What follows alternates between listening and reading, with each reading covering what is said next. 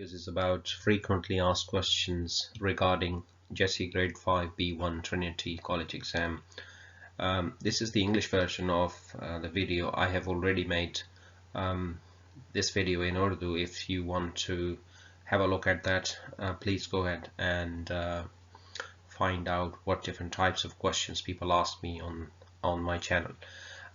So these are not the questions which will be asked in the exam. These are the questions that different people ask me on YouTube if they have any confusion. So I've tried to answer all these questions from two sources. One is the government website www.gov.uk and the other source is Trinity College London. Okay, so let us see what type of questions I get and what are my responses in this regard. Question number one is, what tests do I need to apply for ILR and British nationality? Now, if you're applying for ILR or British nationality, you need to do two tests. One is B1 and the other one is Life in the UK. B1 is a speaking and listening exam, whereas Life in the UK is a computer-based exam. Okay. Next question is, what is B1 exam? Now, B1 is a speaking and listening exam, and different awarding bodies do that. Trinity College is one of them. There are other awarding bodies. If you want to do with Trinity College, then this video will be helpful for you because I'm making this video from Trinity College perspective. Okay, the next question is, how many parts are there in the exam? In B1 exam, there are two parts. Part one is a topic-based part, and part two is conversation-based. Okay, so this is divided into two parts. Topic-based is where you choose a topic on your own and you take it with you in the exam, whereas the conversation phase topic, the conversation part is about the 6 topics that are already mentioned on the website, and you have to prepare them, and the examiner will choose 2 topics out of those 6. Now, if you're not familiar with these 2 sections of this exam, you should go and watch my videos on B1. Okay, and also let me make it clear that I get different questions regarding Life in the UK and B1. This video is particularly about questions which are relevant to B1. You will see a same kind of video about Life in the UK where people ask me different questions regarding Life in the UK, so I have answered those questions in a separate video, not in this video. So this is especially for B1. Question number 4 is, how long is the test? And the simple answer is the test is 10 minutes long, 5 minutes for each section.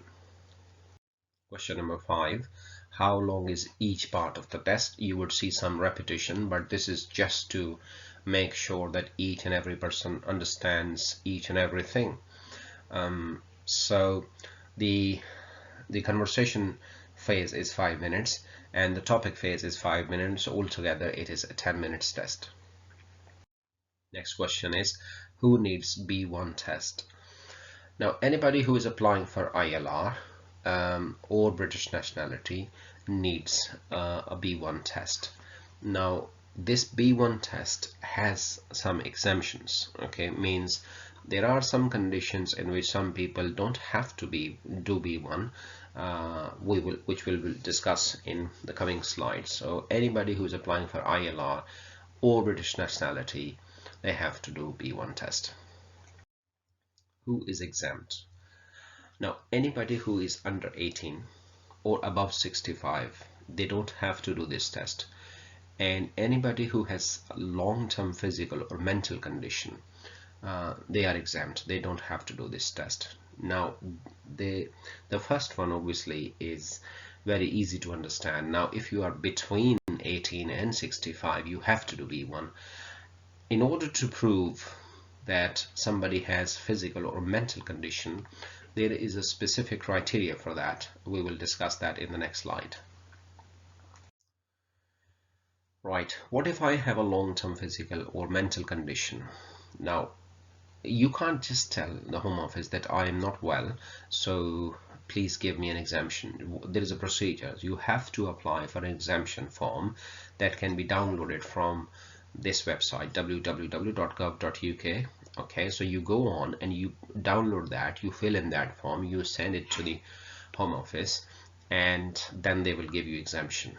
It's a procedure, it's a long procedure, tough criteria. Okay.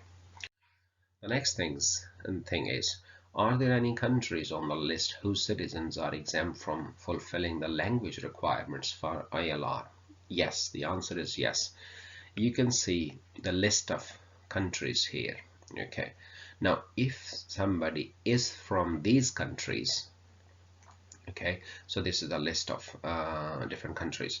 If you are from these countries, you do not have to do B1. Okay, you still have to do life in the UK, but you do not have to do B1 if you are resident or if you are from these countries. Are there any exemptions when applying for British citizenship? There are no exemptions. Now, this question should be understood in connection with the previous question. It is very important to understand that when you are applying for ILR, there are exemptions.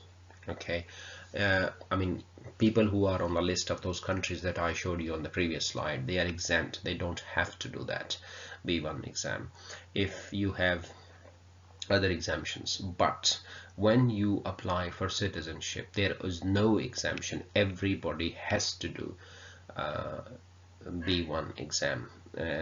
I mean, there is no exemption. Okay, even if you are from the USA or from Australia or New Zealand, you have to do that. The exemption is only for B1 for ILR. You can say the first stage, not the second stage. Are there any other exemptions when applying for settlement? Settlement is ILR. So when you are applying for ILR, are there any other exemptions? So this is the first part of this these types of questions. Okay, so you do not need to prove your knowledge of language if you're applying as a victim of domestic violence, as the partner or spouse of a British citizen, or someone settled in the UK. If unfortunately you were a spouse of a British citizen or someone who was settled in the UK and you underwent domestic violence, then you don't have to apply for B1. The partner or spouse of a person who has died, who was either a British citizen or someone settled in the UK. If somebody died, if somebody's spouse died and that spouse was either a British citizen or someone settled in the UK, then that person is exempt. They don't have to do B1. An adult dependent relative between 18 and 64 of someone who is present and settled in the UK is a refugee and has humanitarian protection. Okay, somebody who is living in this country and he is or she is settled person, his relative who is between 18 and 64, they don't have to do B1. So this is the part one. The next one, a refugee living in the UK. A refugee is somebody who comes from war-torn countries, for example, Syria, Afghanistan, Iraq, or other countries, and they have taken refuge here, so they are exempt. Someone living in the UK with discretionary leave. If you have discretionary leave, no need to do B1. Someone living in the UK with humanitarian protection. So if you are here based on humanitarian grounds, then no B1 is required. Someone who has permission to stay in the UK as a retired person of independent means. So if somebody is retired, independent means he has or she has got enough money to support himself or herself, they don't have to do B1. A Commonwealth citizen on discharge from HM forces, including Gurkhas.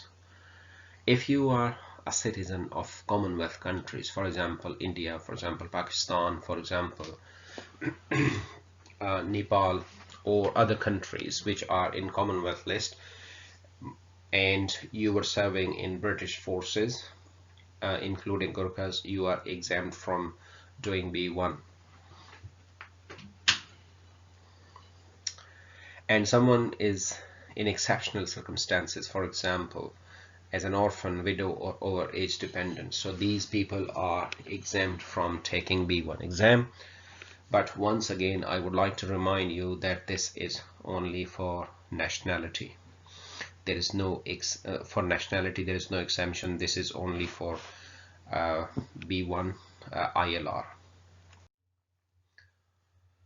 Right. Some people ask me a question, what if I have a UK degree? If you have a UK degree, you don't have to do B1.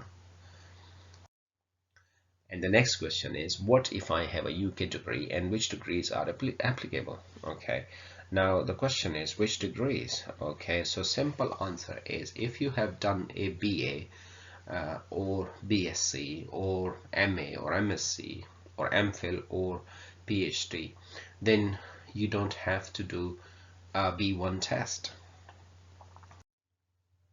Okay. Now, some people have masters from some other country but not the UK, then the rules obviously cover them as well. So what if I have a non-UK degree? You will need a NARIC certificate, letter or certificate, and NARIC is also known as EQUALS. So NARIC means National Academic Recognition Information Center, or Academic Qualification Level Statement.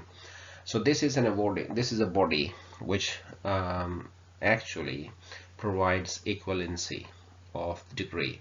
So for example, if you are from Pakistan or India or any other country and you have a master degree, okay, you come to this country, now you are applying for ILR, there are two options. Either you do B1, even then, I mean, if you have a master degree from any other country or a PhD, you still can do B1. Either you do B1 or you apply to NARIC. There is a procedure for that, I will explain it later, and you get a letter from them and you send that letter with your application, so you don't need B1 then. Okay, so NARIC is also known as this, so these are same things. Okay, now how do we how do we apply for NARIC? So I have made a specific video on that about degrees and their equivalency and applying to NARIC, the fees and everything. Okay, so please watch that. I think in the next slide I have given some detail. Is it free to apply for NARIC equivalency? No, you have to pay for that. Now check my video. Do I need to do B1 and Life in the UK test for ILR and British citizenship application? This is the title of my video. If you watch that, you will have complete detail, but here I will just give you an idea. Now, to get an equivalency NARIC letter, you need at least 165 pounds, and the B1 test is 150 pounds. Okay, and obviously you have to apply to NARIC on a specific application form. You have to send your degrees. They will have a look at that. They will issue a letter to you. Okay, so I mean, you have options. You can do B1 if you want to save 10 pounds, or you can apply to NARIC. It's up to you, but there is a chance, there is a possibility of not doing B1 if you have a NARIC equivalency letter. Do I have to do B1 and Life in the UK tests again for British citizenship application? The answer is no, if you do it within the specific time, like 2 years. Why? The reason is that the B1 test expires in 2 years. The Life in the UK test does not expire at all. Okay, it's a lifelong. Now, for example, you have applied for ILR, and before that you did your B1, you did your Life in the UK. Okay, so after you get ILR, you can apply for British citizenship after 12 months, means 1 year. So obviously that's the time when your B1 certificate is still valid. So you can apply for British citizenship and you provide the same certificates that you, or same details that you provided when you applied for ILR. You do not need to do or redo B1 and Life in the UK test. Now some people get ILR and then they like spend 3 years, 5 years, 6 years, and after 6 years, let's say they apply for citizenship. By that time their B1 certificate would have been invalid because would have expired. So people who apply for British citizenship, let's say 2 years after their ILR, they will have to do B1 again. So there's no point in waiting for so long. So once you get ILR, after 12 months you apply for British citizenship and you use the same certificates, you use the same details. What if I speak very good English but I do not have a degree or B1 certificate? You still have to do B1 test, or you still have to provide some evidence of language fulfillment, okay, requirement. There's no exemption in this regard. You can't tell them that I speak very good English, so please just consider that. No, you have to document. Document self is very important sometimes than yourself.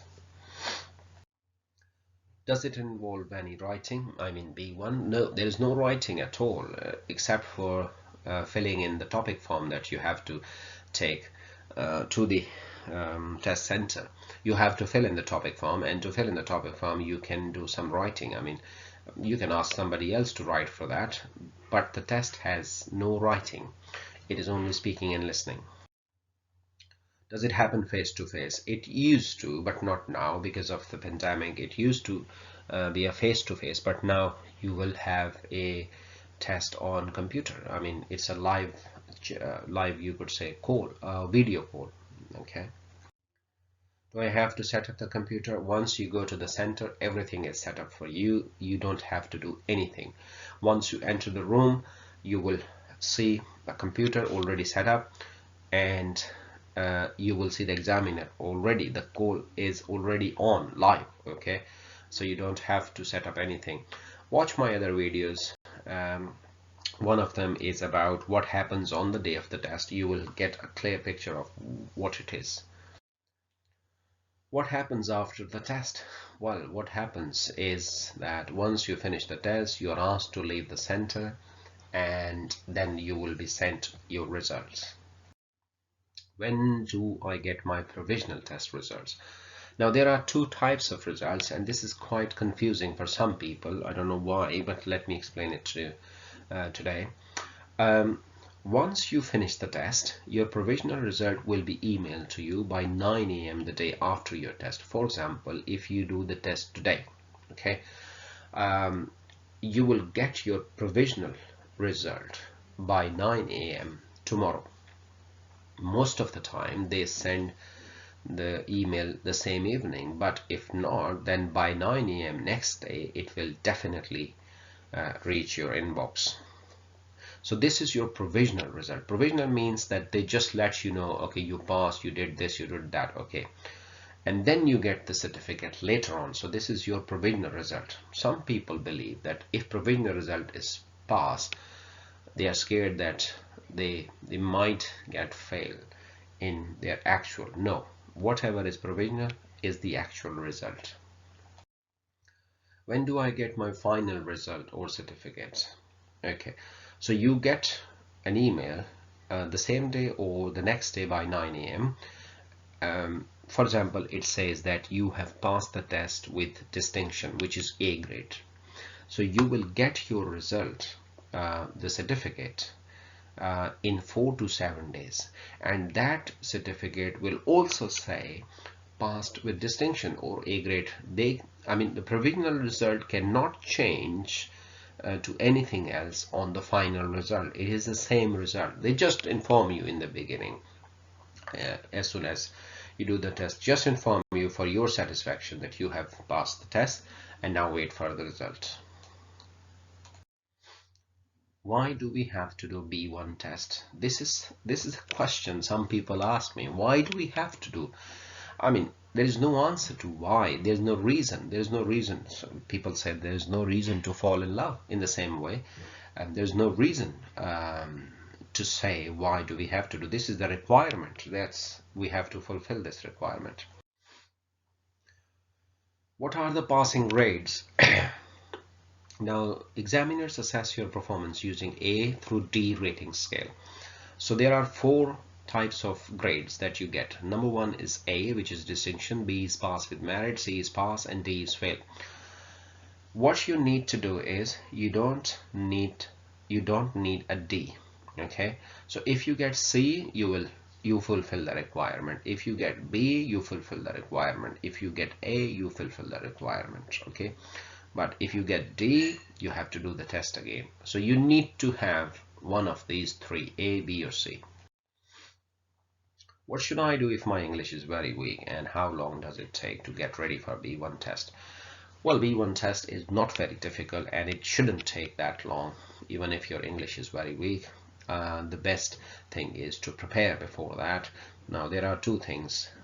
You can either watch my videos. I have made more than 40 videos on B1, and I guarantee that if you watch them properly, if you practice them, you will definitely pass. Now, if you don't want that, you can ring your council office and ask them that you want to prepare for B1 test. They will guide you about different preparation centers. Okay, hope that helps.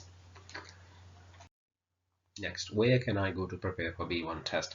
Well, there should be some preparation centers in your area, or either speak to the council. They will tell you. Sometimes the council does preparatory classes themselves. They can tell you. Sometimes they are free, sometimes you have to pay.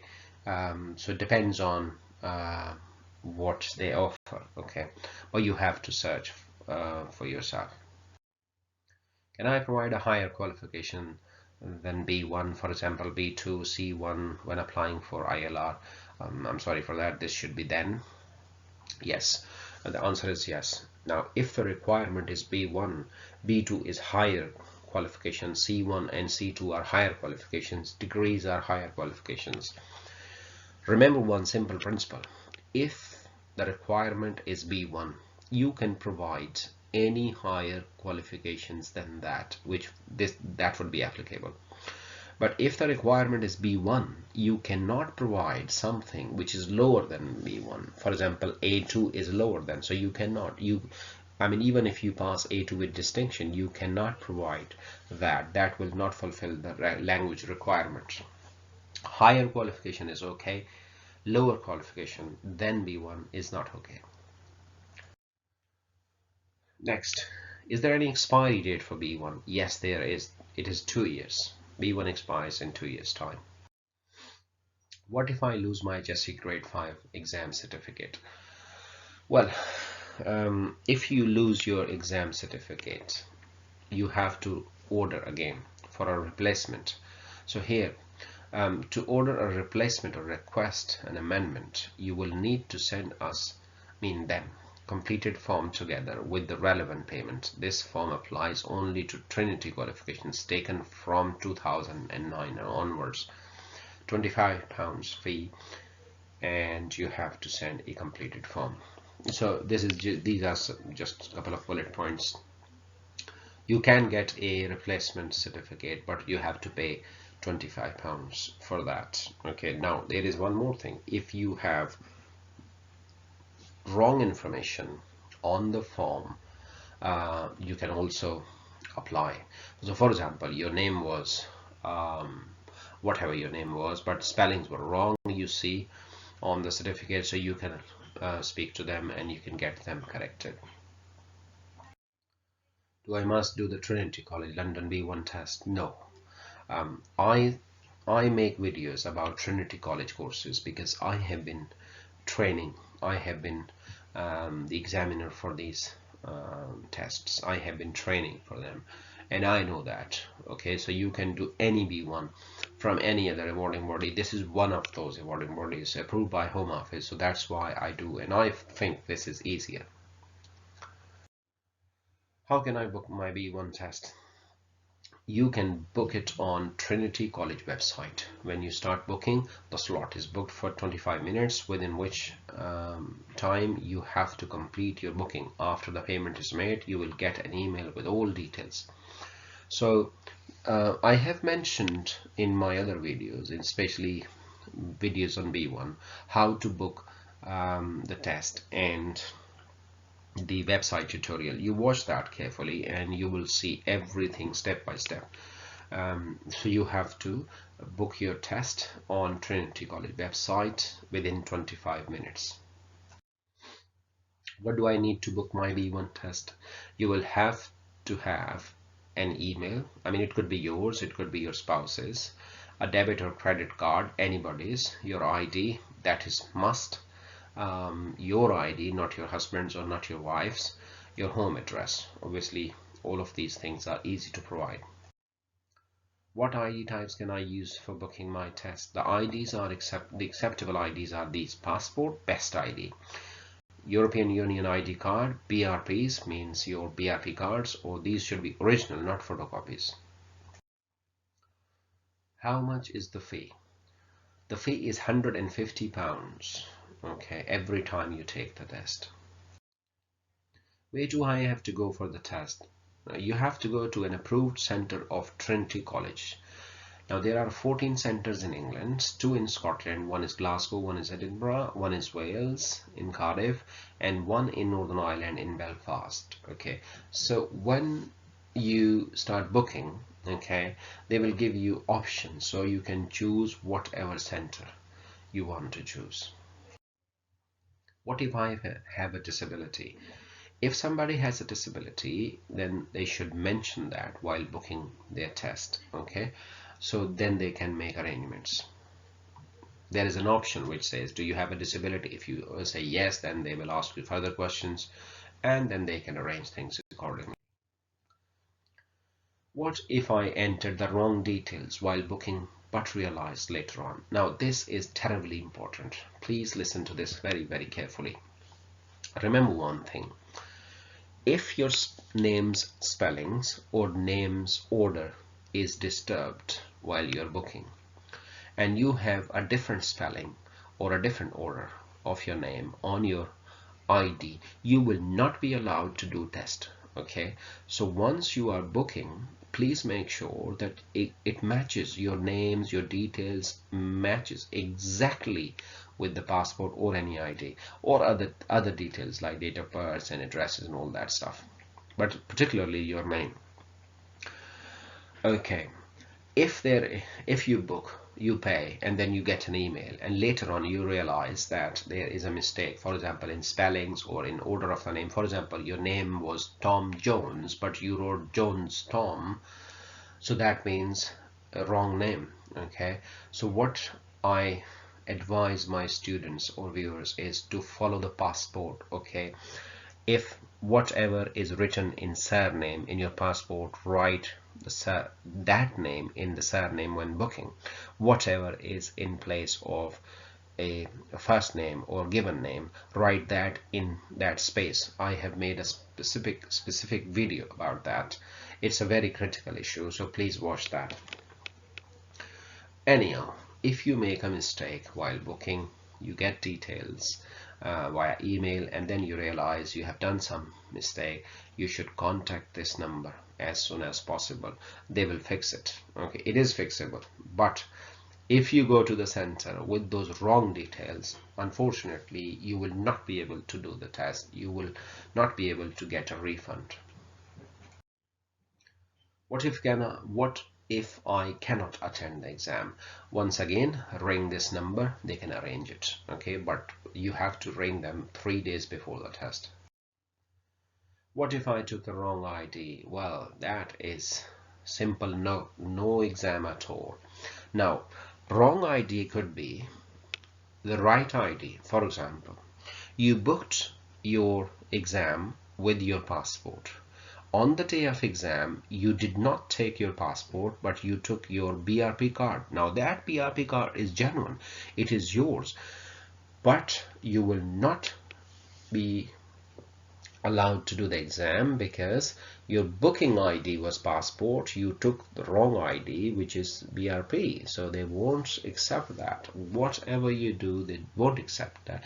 That is very serious, so please be careful. If you book the test with passport, take the passport with you. If you book the test with BRP, take that with you. What if I need to cancel or delay my exam? You have to ring this number again. Okay, they can arrange it, but remember that do this 3 days before the test. Will I get a refund of 150 if I cancel my exam? Now there are certain conditions. If you cancel your exam more than 3 office days, means 3 working days before the exam date, 50% of the fee is refunded. Within 3 office days of the exam taking place, no refund. So it should be more than 3 days. Inside 3 days, no refund. If you cancel or reschedule your exam the same day, there is no refund, but you will instead get a reduced exam. So for example, if your exam was today, now if you cancel it or if you reschedule it, you will get no refund because it is not 3 days, within 3 days. But as soon as you book the next exam, you will get a discounted price of £30, okay, and £60 if you cancel within 3 office days. Okay,